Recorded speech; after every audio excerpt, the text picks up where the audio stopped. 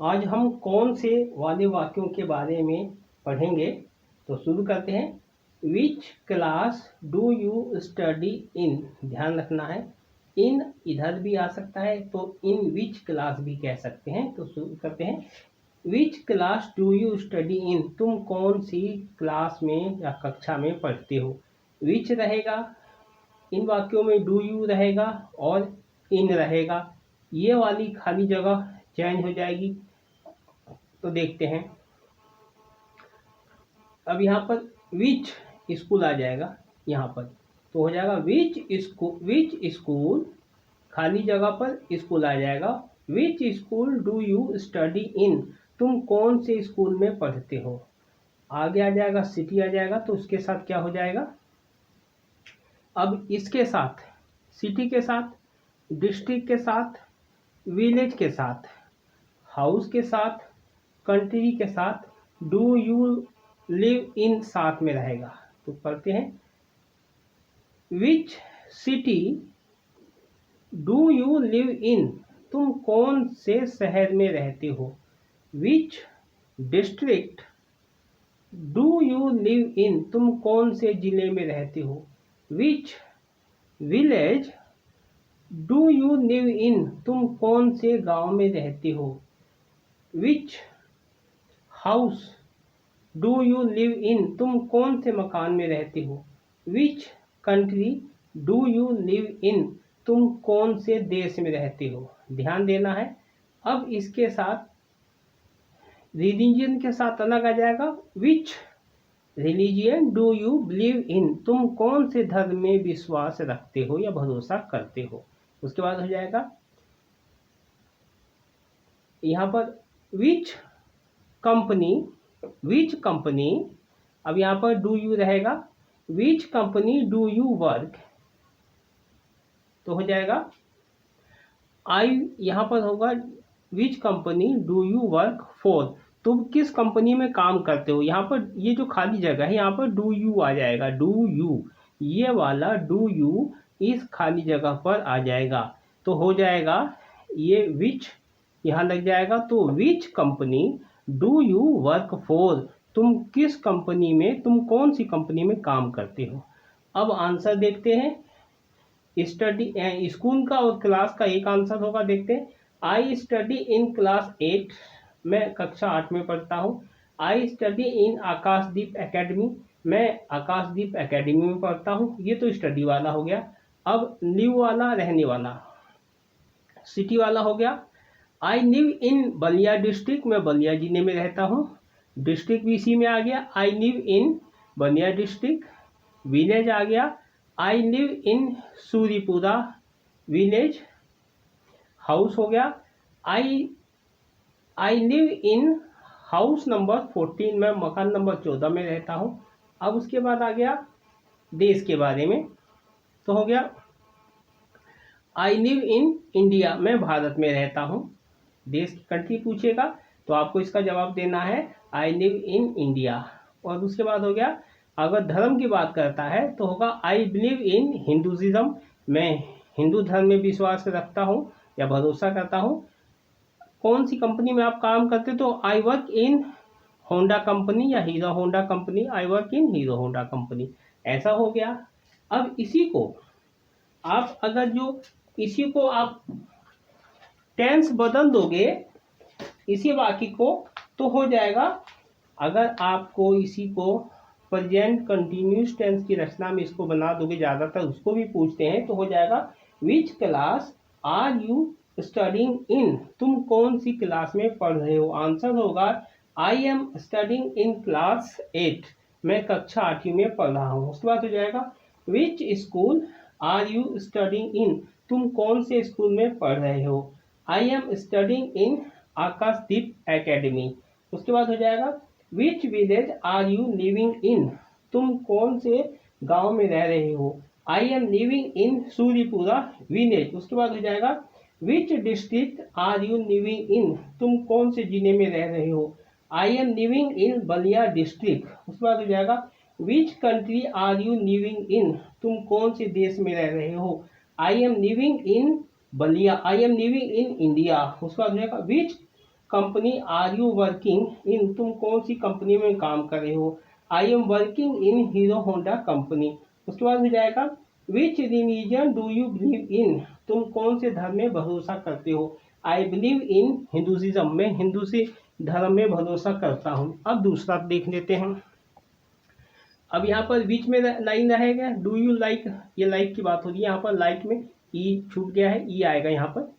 Which book do you like, तुम्हें कौन सी किताब पसंद है। अब ये बुक की जगह ये सारे आते जाएंगे।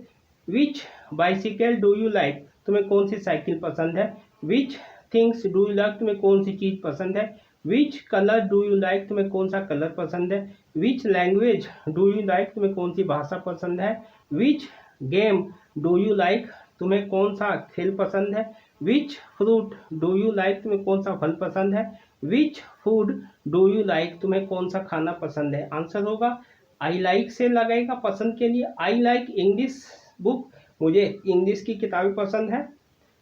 आई लाइक ईटिंग दाल रोटी सब्जी चावल, मुझे दाल रोटी खाना पसंद है। आई लाइक साइकिलिंग, मुझे साइकिल चलाना पसंद है। आई लाइक ब्लू कलर, मुझे नीला रंग पसंद है। आई लाइक ईटिंग मैंगोस, मुझे आम खाना पसंद है। आई लाइक स्पीकिंग इंग्लिश, मुझे अंग्रेजी बोलना पसंद है। आई लाइक प्लेइंग क्रिकेट, मुझे क्रिकेट खेलना पसंद है। अब देखते हैं, अब यहाँ पर विच इज़ योर बुक, तुम्हारी किताब कौन सी है। ध्यान देना है, योर तो तुम्हारी, इज मनी उसकी, माई मनी मेरी, है ना। Which is your book, which is his book, which is my book, मेरी किताब कौन सी है, उसकी किताब कौन सी है, और तुम्हारी किताब कौन सी है। ये बुक की जगह ये आ जाएगा। विच इज योर बाइसिकल, तुम्हारी साइकिल कौन सी है।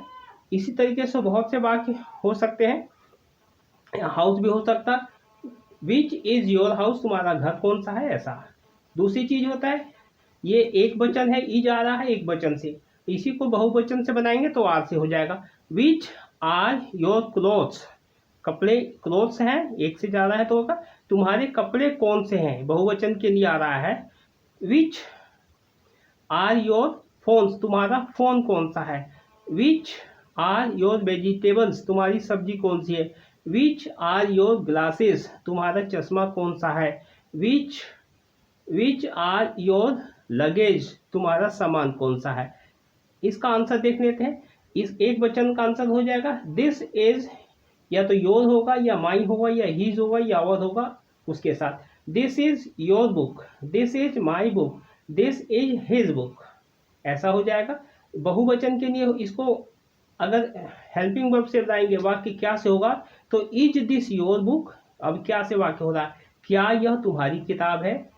योर की जगह हिज हो जाएगा। इज दिस हिज बुक, क्या यह उसकी किताब है। इज दिस माई बुक, क्या यह मेरी किताब है। अब इसी को बहुवचन में बनाते हैं, कैसे हो जाएगा। देज क्लोथ्स आर योर्स, ये कपड़े तुम्हारे हैं। देज क्लोथ्स आर हिज, यह कपड़े उसके हैं। देज क्लोथ्स आर माइन, ये कपड़े मेरे हैं। देज क्लोथ्स आर अवर्स, यह कपड़े हमारे हैं। देज क्लोथ्स आर रमेश, यह कपड़े रमेश के हैं। इसका हेल्पिंग वर्ब क्या से होगा, तो ऐसे होगा आर देज क्लोथ्स योर्स, क्या ये कपड़े तुम्हारे हैं। आर देज क्लोथ्स रमेश इज, क्या ये कपड़े रमेश के हैं। यह हो जाएगा आर, जो भी सामान इसके आगे आप लगा सकते हैं। अब आगे देखते हैं। अब इसको देखते हैं, यहाँ वाले हो गया, ये हो गया। अब ये देखते हैं हुज। अब यहाँ पर देखिए कौन सी और किसकी में फर्क देखिए। हुज बुक इज दिस, यह किसकी किताब है। एक वाक्य हो गया, यहाँ पर कुछ भी हो सकता है, यहाँ पर बाइसिकल हो सकता है, जो भी आप हो सकता है, जो भी सामान का नाम हो जाए। हुज बुक इज दिस, यह किसकी किताब है। हुज पेन इज दिस, यह किसका पेन है, ऐसा हो सकता है। अब बारी की बात, whose turn is it now, अब किसकी बारी है। अब यहाँ पर नाउ लगा सकते हैं, और नहीं है तो ऐसे whose turn is it to cook food, खाना बनाने की बारी किसकी है। Whose turn is it to spend money, खर्च करने की बारी किसकी है। उसके बाद हो गया whose turn is it to read book, किताब पढ़ने की बारी किसकी है। Whose turn is it to clean the house, घर साफ करने की बारी किसकी है, ऐसा हो जाएगा। अब देखते हैं इसका आंसर होगा now it is my turn to study, अब पढ़ने की बारी मेरी है। Now it is my turn to go, अब जाने की बारी मेरी है। Now it is my turn to spend money, अब पैसे खर्च करने की मेरी बारी है। Now it is my turn to read a book, अब किताब पढ़ने की मेरी बारी है। Now it is my turn to cook food, अब खाना बनाने की मेरी बारी है। Now it is my turn to clean the house, अब घर साफ करने की बारी मेरी है। इसी तरीके से यहाँ माई की जगह योर हो जाएगा। Now it is your turn to study, अब पढ़ने की बारी तुम्हारी है। Now it is your turn to go, अब जाने की बारी तुम्हारी है। Now it is your turn to spend money, अब पैसे खर्च करने की बारी तुम्हारी है। Now it is your turn to read a book, अब किताब पढ़ने की तुम्हारी बारी है। Now it is your turn to cook food, अब खाना बनाने की तुम्हारी बारी है। Now it is your turn to clean the house, अब घर साफ करने की तुम्हारी बारी है। इसी वाक्य को कभी कभी हम जिम्मेदारी से भी कर लेते हैं, जैसे नाउ, जैसे सवाल है उसी तरीके से now whose responsibility is to cook food, अब खाना बनाने की किसकी जिम्मेदारी है। यहाँ बारी है, यहाँ जिम्मेदारी है। कुछ वाक्य बारी से बनते हैं, कुछ वाक्य जिम्मेदारी से बनते हैं। तो now whose responsibility is it to clean the house, अब घर साफ करने की जिम्मेदारी किसकी है। Now whose responsibility is it to do the work, अब काम करने की किसकी बारी है, किसकी जिम्मेदारी है। Now whose responsibility is to bring things, अब सामान लाने की किसकी जिम्मेदारी है।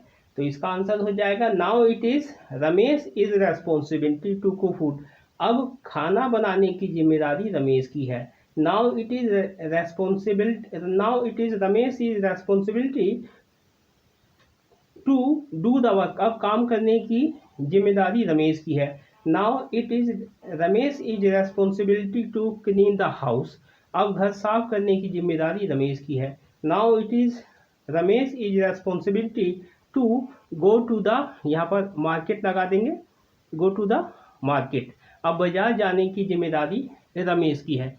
इसी तरीके से आपको इसका ज़्यादा से ज़्यादा अभ्यास करना है और प्रैक्टिस करना है। तो मिलते हैं नेक्स्ट वीडियो में। जय हिंद।